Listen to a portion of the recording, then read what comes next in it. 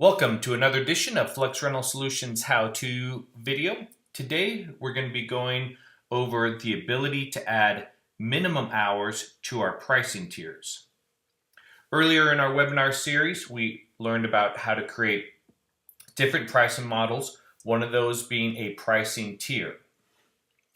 To get back to this configuration area, you go to System Settings, Pricing Models. And in our demo system today, we are going to continue on our hourly tiered area. On our pricing tier, you'll see that we've created 3 tiers. One for straight time, one for overtime, and one for double time. If we open up our straight time, you'll see that on our formula calculation, we can go in there and configure a minimum time quantity for this specific tier. So if we place this at 0 minimum time and we go to a quote that we've created, we have this forklift rental operator, or let's go to graphics operator. Right now, this job has defaulted to a day rate, and if I select hourly tiered, you'll see that the call time that we have defaulted for this job is 8 a.m. to 10 a.m. and the straight time that it's calculating is at a quantity of 2. And it looks like we don't have a base rate for this labor tier, so it's based off of hourly rate. So if we put in that we charge $60 an hour for this graphics operator, let's go back to this call time. And now when we add our graphics operator for a 2-hour call with no minimum time, and we use our hourly tiered, 2 at $60 an hour equals 120. Now, if we go back to our hourly tier and update our straight time to say we have a minimum time quantity of 4 for this specific tier. We don't have a minimum time quantity for overtime or double time, simply for straight time. When we go back to this area and here, and the next time we use this specific pricing tier for a graphics operator, hourly tiered, it's going to calculate straight time at a minimum of 4 hours at $60 an hour for $240.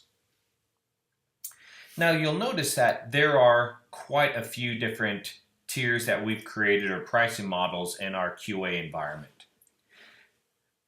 You may have specific pricing models that you don't want to apply to specific call or labor skills, as an example. If we open up graphics operator and go to the pricing area, we could say there are only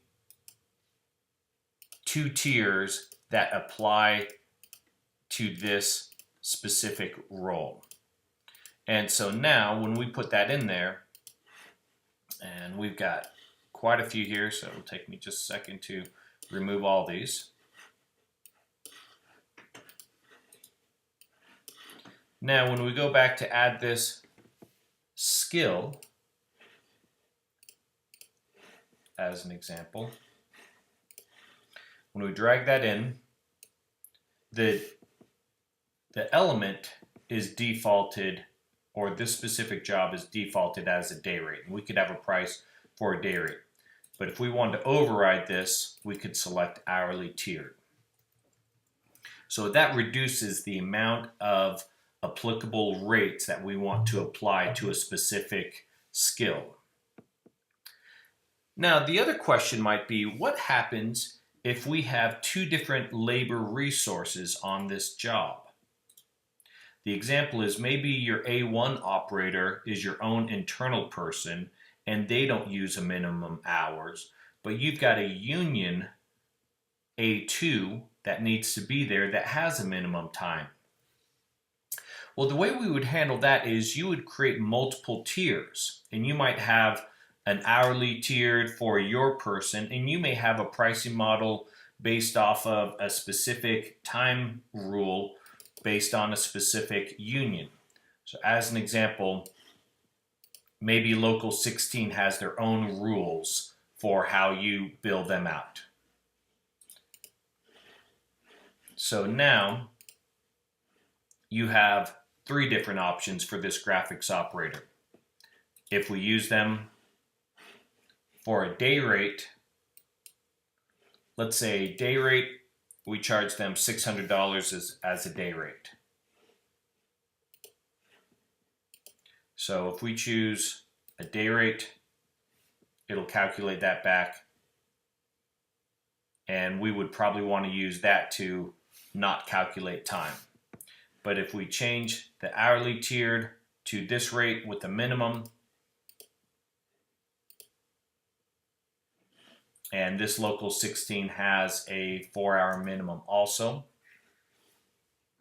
So let's go back to our hourly tiered and say this does not have a minimum.